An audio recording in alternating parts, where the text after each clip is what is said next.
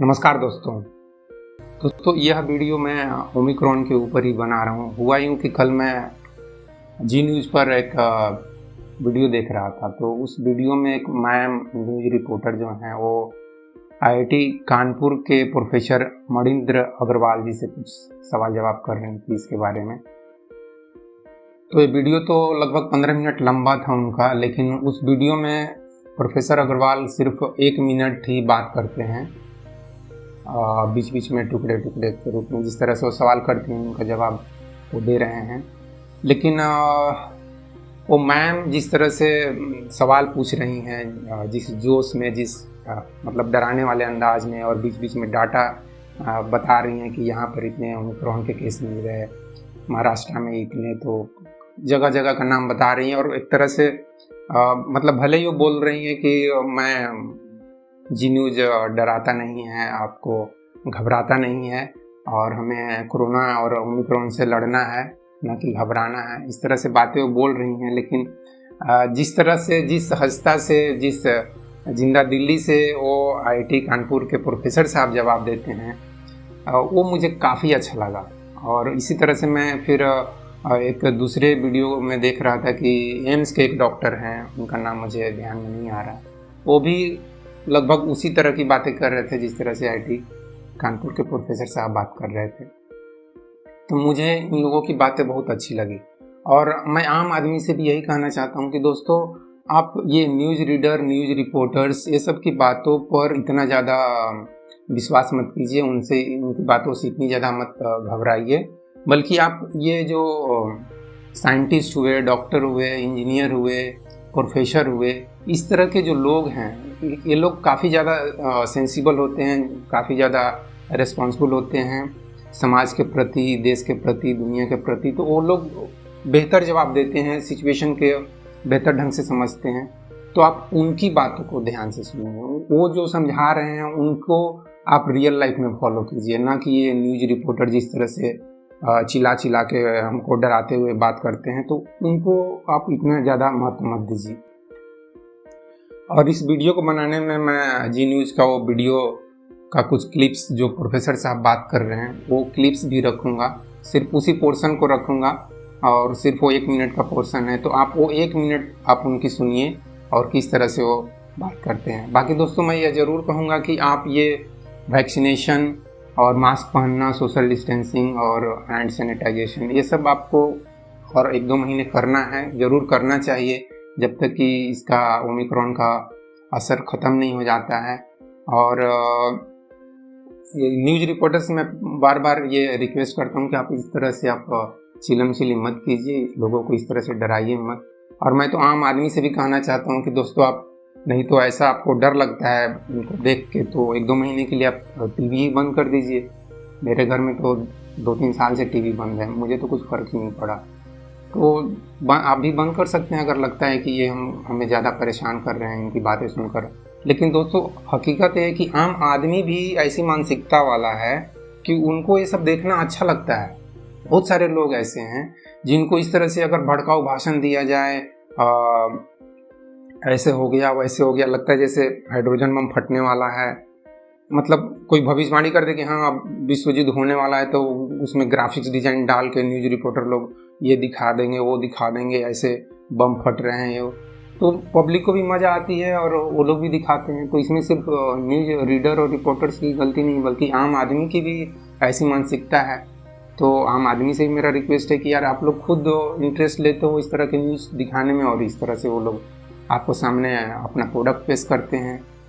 हर एक जगह यही हकीकत है कि जब तक उसकी डिमांड नहीं होगी, जब तक पब्लिक में डिमांड नहीं, वो लोग क्यों ऐसा प्रोडक्ट आपको सप्लाई करेंगे। चाहे वो पिक्चर की बात हो, मूवी की बात हो, चाहे किसी भी चीज़ की, शराब हो, ड्रग्स हो, पब्लिक में सप्लाई इसलिए हो रही क्योंकि पब्लिक को चाहिए।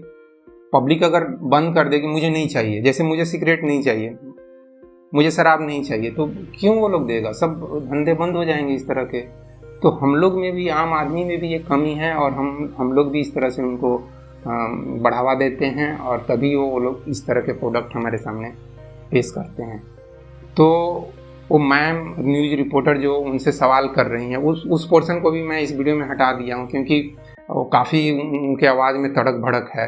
तो सवाल वैसे ही होगा जैसे कोई एक आम आदमी डॉक्टर से या प्रोफेसर से या साइंटिस्ट से जो पूछेगा कि ये ओमिक्रॉन क्या है और इससे हम कैसे बचें और ये तीसरी लहर क्या है और हम कैसे अपनी हिफाजत करें अपने हेल्थ के प्रति, मतलब क्या हम प्रिकॉशन लें जिससे कि हम इसको कम से कम ये हमारे को असर करे। तो इसके जवाब में प्रोफेसर मणिंद्र अग्रवाल क्या जवाब देते हैं वो आप सुनिए आगे। चल रही है, मेरा मानना है ये एक अनुमान है, इसमें कोई निश्चित रूप से मुझे नहीं मालूम। जब हम इस तरह का सिमुलेशन करते हैं फ्यूचर के लिए तो एक प्रयास होता है कि क्या खराब से खराब स्थिति आ सकती है उसको देखें। तो इसलिए ये मान के मैंने चला कि ओमिक्रॉन इस समय देश में फैलना शुरू हो चुका है। तो जब इस प्रकार से फैलना शुरू हुआ और ये हमें मालूम है कि ओमिक्रॉन डेल्टा से ज़्यादा तेजी से फैलता है, तो अपने मॉडल के द्वारा हमने प्रेडिक्शन निकाले कि तीसरी लहर अपने उच्चतम स्तर पे फरवरी में होगी। लेकिन इसमें एक अच्छी बात ये जो दिख रही है कि इम्यूनिटी का, और साउथ अफ्रीका से जो भी जानकारी आ रही है वो ये कि जो भी लोगों में इम्यूनिटी है उन पे ज़्यादा असर देश में आप मान लीजिए कि चलिए कि 90% या उससे भी अधिक लोगों में या तो नेचुरल इम्यूनिटी है या वैक्सीन इम्यूनिटी है। तो इसलिए बहुत ज़्यादा इसका असर हमारे देश में होने की संभावना नहीं है। संकेत ये दे रही हैं कि संख्या बढ़ेगी, पहली वेव के जितनी तक हो सकते हैं संख्या, लेकिन जो हॉस्पिटलाइजेशन की संभावना कम है, बहुत कम लोगों को आवश्यकता पड़ेगी।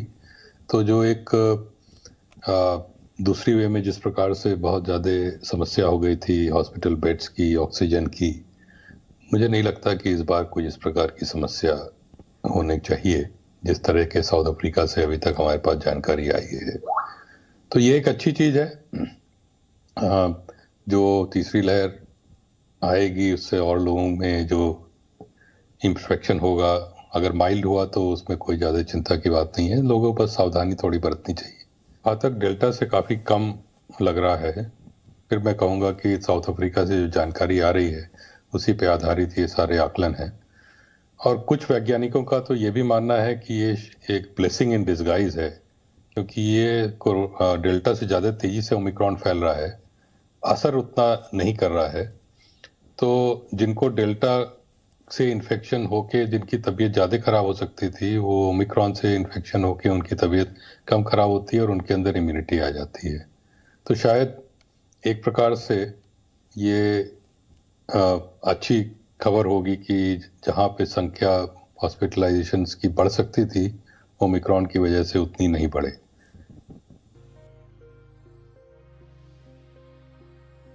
जी बिल्कुल, वैक्सीनेशन जिन्होंने भी नहीं कराया है वो अवश्य करा लें।